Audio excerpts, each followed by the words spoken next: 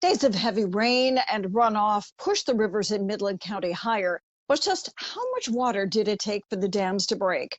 Fox 2's Derek Hevra does the math. When it comes to catastrophic flooding events like this, it's often very hard for us to visualize how much water is involved. So what I did, I went to this neighborhood pond here in my neighborhood, figure out the math to see how many of these ponds it would equate for those 2 dam breakages up near Midland along the Tittabawassee River. So 2 lakes up there, and when I figure out the math for Wixom Lake and for Sanford Lake, it comes out to be roughly 3.4 billion cubic feet of water in Wixom Lake, 2.6 billion cubic feet of water along Sanford Lake. Now take a look at my pond right here.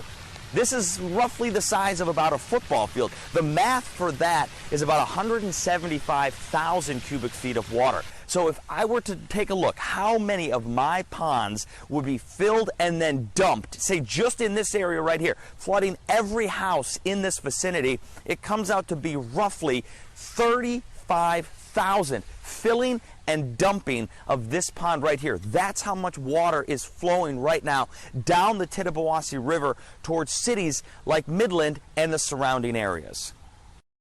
Turning now to the latest out of Midland County, thousands of people are still without power. Dozens of roads are closed following a series of dam failures and catastrophic flooding. We want to get right to Fox News' Jessica Dupnack, who is live with the latest. Jessica, you have Dow Chemical Company right there, which I would think a lot of environmental concerns. That is one layer to many layers of devastation here in both Midland and Gladwin counties. For a little perspective, right behind me is what was Wixom Lake. We're about 25 miles from Midland. I'm going to step off here and let you guys take a look. It's pretty incredible when we rounded this corner, and this is what we saw. If you think about it, it's a 2,000-acre lake that was drained in just about an hour after those 2 dams failed. They just simply could not handle the influx of water that came down throughout the week, and now it is completely gone. So people dealing with this lake being gone, but also flooding in their own homes. And a lot of these people aren't just from this area. A lot of Metro Detroiters have vacation homes here, and they're just completely left picking up all the pieces.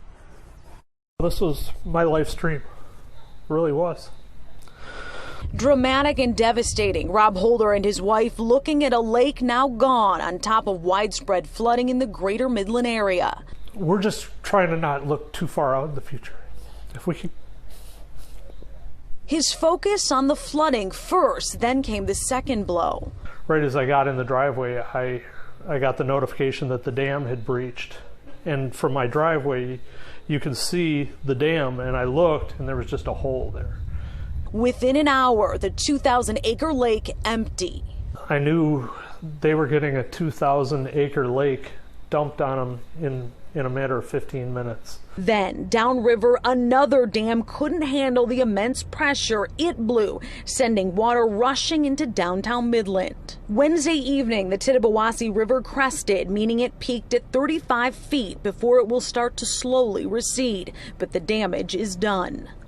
I'm hoping that within the next 2 years they do something. What I'm scared about, obviously, is that they don't do anything, that they just decide that this isn't worth it. Boyce Hydropower LLC owns these nearly 100-year-old dams. The company was warned for 13 years that the Edenville Dam couldn't handle a flood like this. It was dubbed high risk. Regarding the dams, the state of Michigan is reviewing every potential legal recourse that we have, because this incredible damage requires that we hold people responsible. Governor Whitmer later yesterday evening did ask formally for federal aid here. But when you think about 11,000 people have been evacuated, no deaths, no injuries, that's really amazing. And Jay, you talk about Dow Chemical closer to Midland there. The EPA is monitoring that situation closely. Prior to when it was illegal to do dumping of chemicals, Dow did a lot of dumping in the Tittabawassee River. That sediment has settled, but when these intense waves of water water come through there. The concern is that all that sediment gets stirred up. So the EPA monitoring the situation in the state too. But soil samples, water samples will be needed down the road to see exactly what we're dealing with as far as a possible contamination. For now, live in Hope Township, Jessica Dupnack, Fox 2 News. Jessica, you worked up in that area for quite some time, as did I, and just looking at the devastation, it's hard to fathom. I can't imagine the folks who live there, and I think you really captured the emotion of some of them very well. The one gentleman mentioned, they're trying not to look too far ahead, but when you have your home damaged and the lake that you sit on with all the property value there, where do you even begin? Where do you even start to do that? A gentleman from this story, his name is Rob. He's actually a school teacher in Auburn Hills. This is a second home for him. He's worked his whole life for this place. Part of the problem here is that flood insurance, first of all, you have to apply for it. Second of all, it's extremely expensive. So a lot of these folks, they sort of take the risk. Rob said he was not in the floodplain, never expected anything like this.